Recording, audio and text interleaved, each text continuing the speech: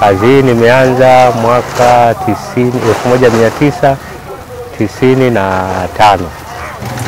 Wateja wetu wakubwa ni wakulima na watu wa machimboni kwenye madini.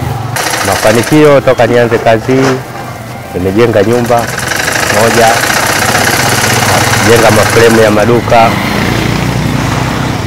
Mpaka sasa hivi na miaka kama 30 kwenye kazi hii. Sasa changamoto inakuja, mifuko inatakiwa mingi. Kwa hiyo mitaji huwa inasumbua.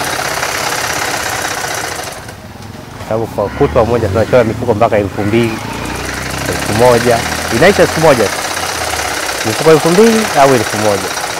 Inaisha siku moja. Kwa hiyo kwa kutafuta Morogoro tupu, mara nyingi mifuko inakuwa haitoshi. Huwezi kupata mifuko 2000 kwa siku moja. Inabidi kusafiri kwenda Dar es Salaam kupata mifuko. Kwa hiyo sasa uwezo wa kwenda kule mara nyingi unakuwa mchache. Wengi wanashindwa kwenda. Hii kazi kuna mzee alikuwa anafanya kazi. Kuna mzee alikuwa anafanya shughuli zake mashineni. Alikuwa anashona yeye kwa mkono. Sisi tulikuwa na shughuli za kutengeneza viatu, kutengeneza vitu vya baskeli.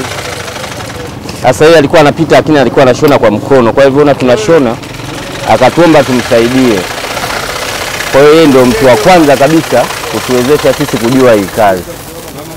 Kwa hiyo tulikuwa tunamshonea vidogo vidogo, anaenda huko anauza, anakuja tena na 10, 20 tunamshonea. Watu wakaona tunavyoshona, wakapenda. Kwa hiyo nao wakasema bwana sisi tunataka, lakini tunataka makubwa zaidi. Au watu wa mashineni hapo. Kwa hiyo nao tukawa tunawatengenezea sasa makubwa kupita yule mzee aliyokuwa anatengenezewa.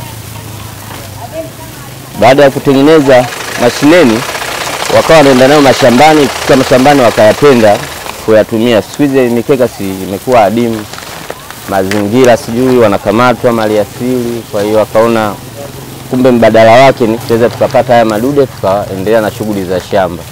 Kwa hiyo ndio tukaanza kupata oda kubwa za kutengeneza. Sasa unaweza kumkumbuka ile mzee jina lake kidogo nimelipotea. Naipenda sana hii kazi kwa sababu inanipa kipato.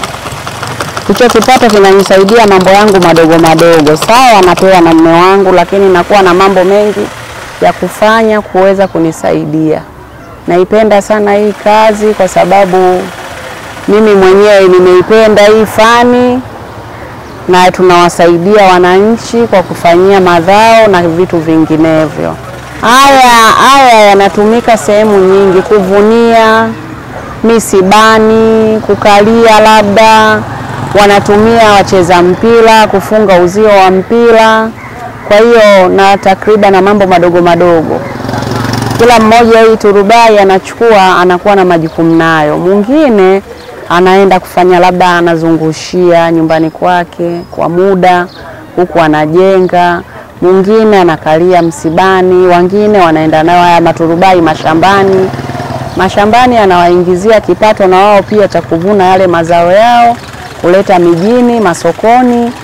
Na pia na sisi pia wananchi anatusaidia, na wao tunawasaidia na sisi wanatusaidia. Kwanza naipenda kazi ya cherehani.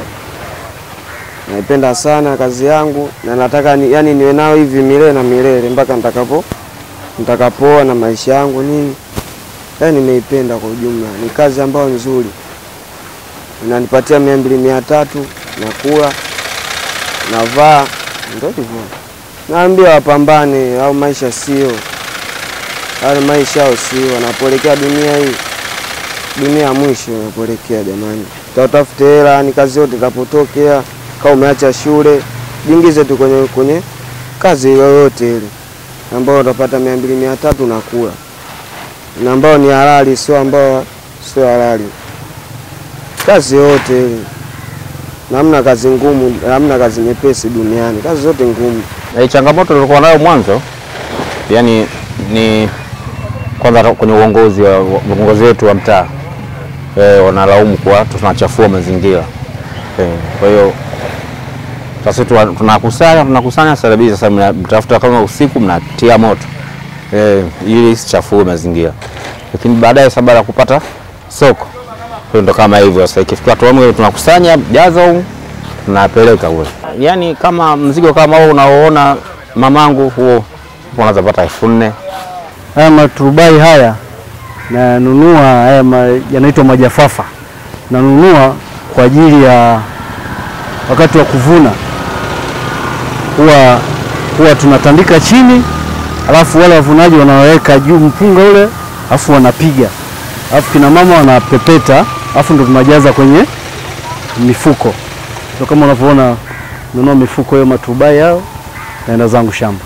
Napeleka vijijini, kwa tuwapelekea wakulima vijijini huko, na mimi naye naenda kuuza vile vile, na mimi nani nipate chochote kama alivyo mwenzangu hapo anajitafutia, na mimi nani nimekuja kujitafutia vile vile, nikienda kijijini na mimi napata chochote. Mimi hapa anauza kwa shilingi 10,000 kama alivyosema, na mimi nikifika kule, kwa vile watu kijijini kule hamna hela, na mimi nawapa, wananipa chochote mimi hapa, kwa mfano mpunga, na mimi napata chochote. Mimi nikienda kule siuzi kwa hela tena.